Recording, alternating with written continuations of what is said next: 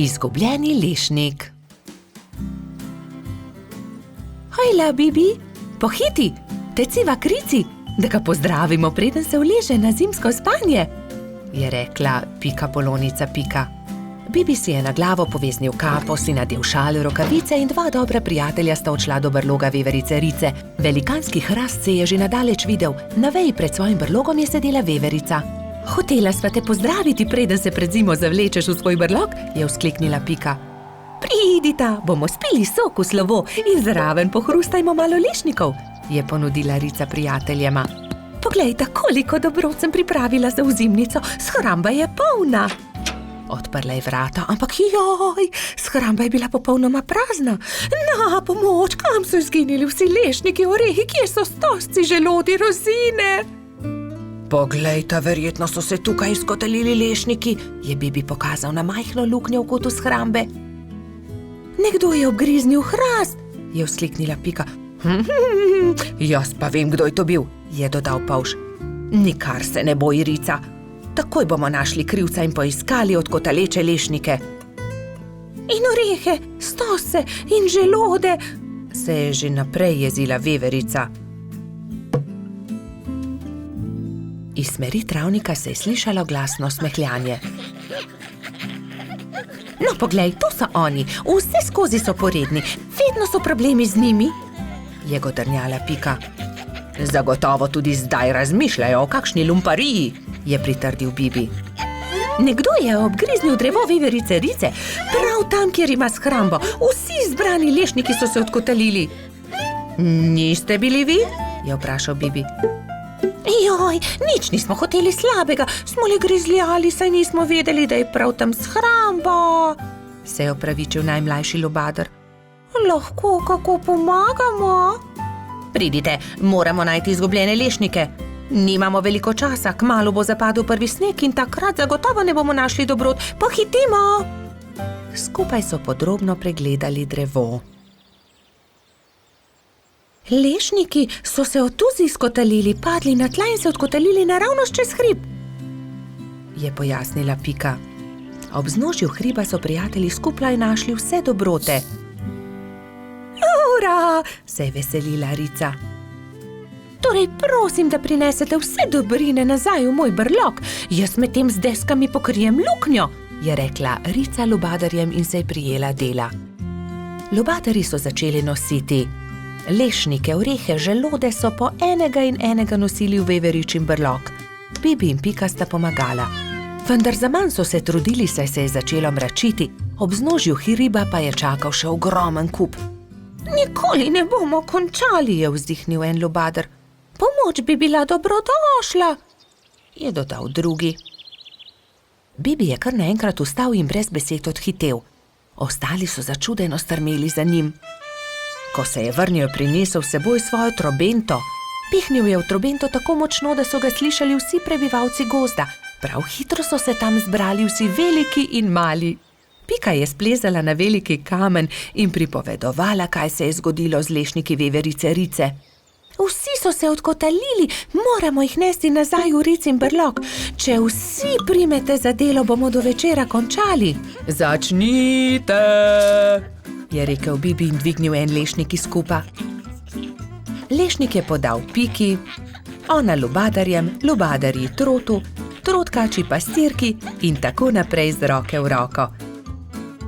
Preden se je na nebu pojavila luna, so se vsi lešniki, želodje, orehi in kostanji vrnili nazaj v veveričin Ricin brlog.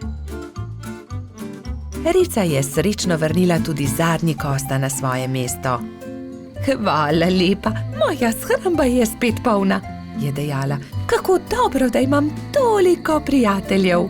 Kmalu bo zapadel sneg, čas je, da se zavlečem v svoj brlog pred zimo. Se vidimo spomladi, je rekla veverica.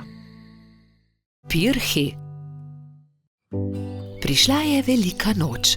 Metuljčica Rozi, zlata minica Lili, kobilica Skokica in kačja pastirica Sapica so se zbrali v Pikini hiši, da bi barvali velikonočna jajca. Koliko jajc moramo pobarvati? Je vprašala Lili. Poglejmo, Bobby bo jutri zagotovo prišel škropit.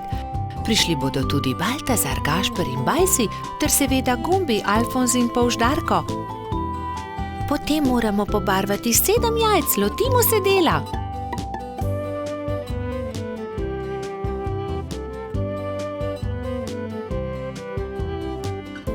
Lepi so, fantje bodo jutri gotovo veseli, je ugotovila Rozi.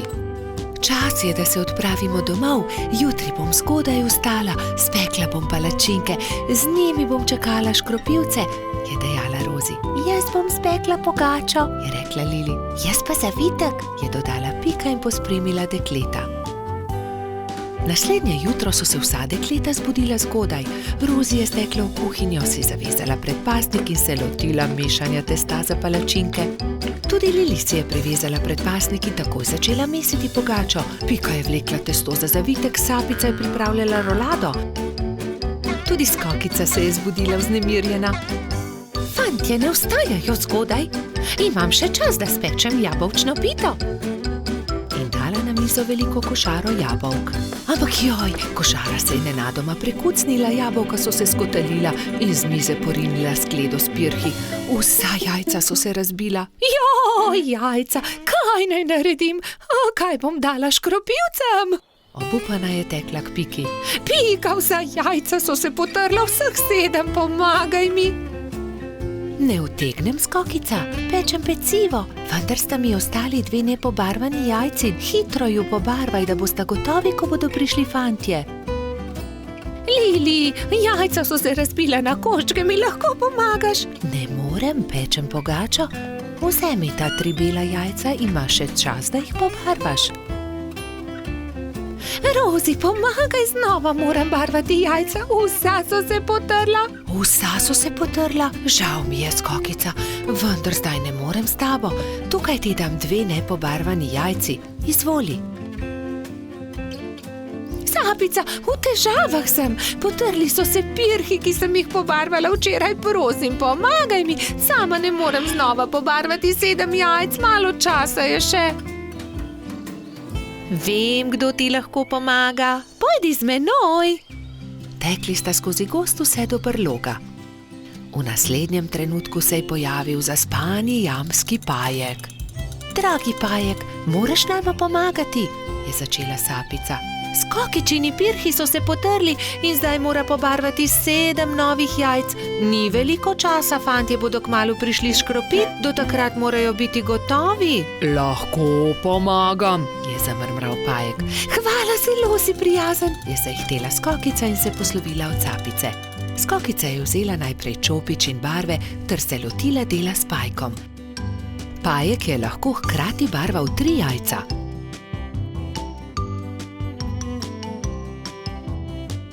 Končala sva, je veselo dejala Skokica. Zahvalila se je Pajku za pomoč in jajca razporedila na skledo. V tistem trenutku so že trkali na vrata. Skokica je odprla in 7 fantov je hkrati začelo škropilsko pesem. To deklico bom zalil in se za lepa jajca zahvalil. Vseh 7 je poškropilo Skokico. Kobilica je ponosno pomolila skledo proti njim, fantje pa so se izbrali po en pisan pirh. Peciva žal nimam, se je oglasila Skokica in povedala, kaj se je zgodilo. Ne skrbi, so se smejali fantje. Pri Piki smo jedli zavitek, pri Lili pogačo, pri Rozi palačinke, pri Sapici pa piškote, niti kosa ne bi več spravili v želodce, so dejali fantje in se smejali na ves glas. Vodni polž. Bibi, Pika, Rozi in Baltazar so skupaj posedali na travniku. Če bi le tudi jaz imel takšne sorodnike, enega daljnega polžjega sorodnika, je vzkliknil Bibi. Saj ti imaš sorodnike, Bibi? Vodni polž je tudi polž, je rekla metuljčica Rozi. Res? Je veselo poskočil Bibi. In kje lahko srečam vodnega polža? Nikjer, je zdrdral Baltazar. Mislim, da vodni polž sploh ne obstaja. Pa vendar obstaja, se je razjezila Rozi. In tudi vem, kje živi. Tam, za smrekovim gozdom je okroglo jezero in na dnu njegova hiška. To je neumnost, je zdrdral Trot. Najbolje bo, da gremo vsi do obale okroglega jezera, je predlagala Pika. Pridite, vas bom jaz peljal, se je nepričakovano oglasil Jež Samo. Do večera bomo tam. Hurra! Je vzkliknil Bibi.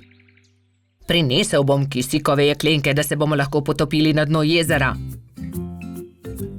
Nato so Bibi, Pika, Rozi in Baltazar skočili na ježjo kočijo in se odpeljali do okroglega jezera. Pozno zvečer je že bilo, ko so zagledali jezero. Pazite, kočija, je zakričal Trot, vendar je bilo takrat že prepozno. Mala kočija je že zdrsnila naravnost v jezero. Bibi, Pika, Baltazar in Rozi so začeli jokati. Ni problema, naspite se in jutri se boste potopili na dno jezera. Zagotovo boste zagledali kočijo, jih je tolažil Samo.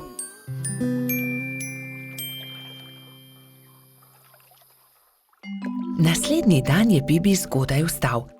Poglejte, lokvan je odprl svoj cvet in na listu nekdo stoji, maha nam. Kdo pa si ti? Je prijazno vprašal Bibi. Zdravo, jaz sem polž Žiga, živim tu na dnu okroglega jezera, se je predstavil vodni polž. Vidiš, Baltazar, resnično obstajajo vodni polži in tudi jaz imam sorodnike. Polž Žiga ni razumel, zakaj se ga je drugi polž tako razveselil, ampak Pika je razložila, zakaj so se podali na pot. Tudi jaz sem vesel, da sva se spoznala, dragi sorodnik, je rekel vodni polž Bibu. Polž Žiga, nam pomagaš poiskati kočijo, ki se nam je potopila v vodo? Je nato vprašala Rozi. No, seveda, pridite z menoj, je dejal vodni polž. Poiskali bomo kočijo in ogledali si boste lahko podvodni svet, pokazal vam bom svoj dom. To je moja hiška, je ponosno rekel polž Žiga. Ks, ks, ks, ks, ks, ks, se je zaslišal zastrašujoč, sikajoč glas. Bibi, Pika, Rozi in Baltazar so prestrašeno skočili za hiško, le polž Žiga se je smejal. Ne bojte se, to je moj prijatelj Kača. Predraga Kača, si slučajno videl kostanjevo kočijo na dnu jezera? Je vprašal polž Žiga. Seveda, je dejala Kača. Primite se mene, vas bom odpeljala. Tam je vzkliknila Kača. Bibi, Pika, Baltazar in Rozi so se zelo razveselili. Uspelo je čestital Jež, ko je zagledal majhne prijatelje, ki so splavali na površino. Medtem, ko se suši kočija, malo plujmo, je predlagal polž Žiga. Vsi so se usedli na lokvarjev list, polž Žiga pa je veslal. Čas je, da odrinemo domov, je rekla Piki, ko se je začelo temniti. Ne, ostanimo še, je prosil Bibi. Bomo prišli še kdaj drugič, je povedala Rozi. Bibi, Pika, Baltazar in Rozi so se poslovili od polža Žige. Na obali jezera jih je že čakal Jež Samo. Usedli so se v ježjo kočijo in odrinili proti domu. Naslednji dan sta Bibi in Pika narisala lepo sliko o daljnih sorodnikih. Na sliki so bili Pika, Kati in Bibi s polžem Žigo. Nogometna tekma. Nekega poletnega jutra je rogača Gašperja zbudilo glasno trkanje. Halo, Gašper, odpri! Jaz sem, Frici! Rogač je zaspano vstal iz postelje in odprl vrata. No, Frici, vstopi! Je srečno zavpil Gašper in stara prijatelja sta se objela. Poglej, prinesel sem ti nekaj, je dejal Frici. Nogometna žoga, hura!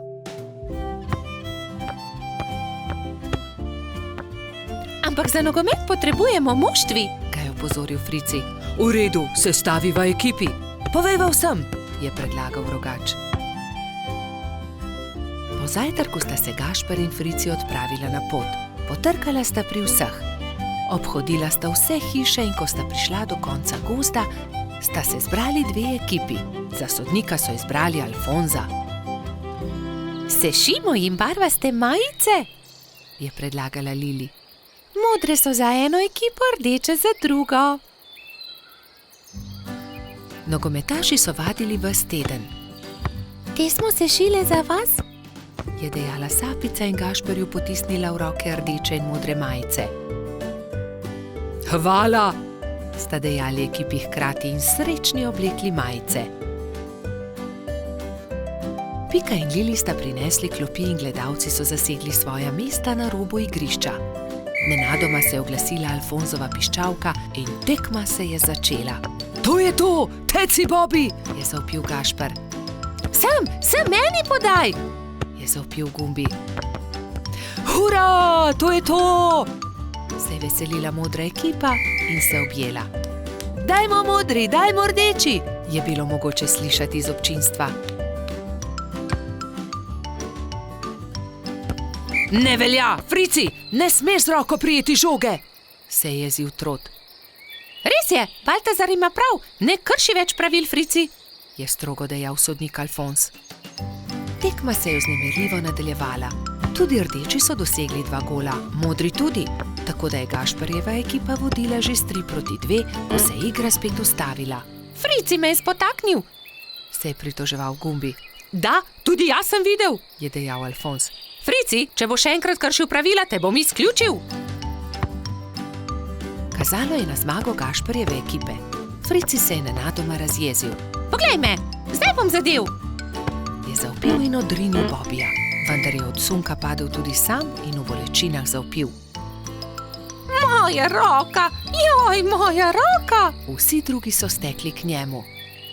Hitro stečem po doktorja Sovo, je dejala Sapica in se že odpravila. Če te ne bi bolela roka, bi te najraje izključil, je dejal Alfonz. Grdo si porinil Bobija. Da, vem, se je kesajoče oglasil Frici. Kako zelo boli. Prispel je doktor Sova. To je zlomljeno, moram jo dati v mavec. 4 tedne boš nosil mavec, na to ga bomo sneli. Pazi na roko, nič tikanja. Tekma se je končala zmago modre ekipe. Na povratno tekmo bo treba še malo počakati, je dejal Gašper in potrepljal Fricija po hrbtu. Kaj ne, da boš hitro v redu, ne povešaj nosu. Žal mi je, da sem kršil pravila, je ihtel Frici. Obljubim, da ne bom več nagajal, ko se mi pozdravi roka in lahko igramo pošteno povratno tekmo. Do takrat bi lahko malo okrasili Fricijev mavec, se je smehljala Pika. Pridite, vse vas povabim na malico. Prijatelji so se zbrali v Pikini pikčasti hiši. Vzeli so najprej flomastre in z lepimi slikami poslikali kozličkov mavec. Ko ga bo doktor Sova snel, ga bom obdržal za spomin, je izjavil Frici. Nato so se vsi usedli k mizi in do zadnjega kosa pojedli velikansko biskvitno rolado. Rumena pikapolonica. Prišla je pomlad. Pika se je odločila, da bo uredila svoj cvetlični vrt. Poiskala je lopato, grablje in si na glavo nadela pikčasto ruto. Takoj, ko je stopila skozi vrata, je za hišo zaslišala tiho stokanje. Klemen, krila so se ti zlomila, je vzkliknila mala pikapolonica. Sonce me je zaslepilo in sem treščil drevo. Z visokega sem padel in se zelo udaril, je rekel kanarček. Tam sta bila ravno polž Bibi in rogač Gašper. Gašper, odhiti hitro do doktorja Sove, Klemenu so se zlomila krila, je organizirala Pika. Kmalu je prispel doktor Sova. To je res grd zlom. Previdno počasi je povil Klemenovo zlomljeno krilo. Pomisli, Pika, je nekega dne pripovedoval Klemen. Na otoku, kjer živim, tudi stanuje ena deklica pikapolonica. Kaj res? Ima tudi ona rdeč hrbet in 7 črnih pik? Je vzburjeno vprašala Pika. In kako se imenuje? Kati, Njen hrbet je rumen, Pike pa ima enako črne, zelo sta si podobni. Ko bom zdrav, pride z menoj na otok in se lahko tam sreča z njo.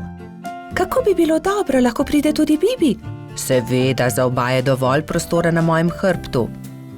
Kmalu je spet prišel doktor Sova. Ugotovil je, da se je Klemenovo krilo lepo zdravilo. Nato se je Kanarček Sovi zahvalil za pomoč, vzel na hrbet Bibi in Piko in odletel proti oddaljenemu malemu otoku.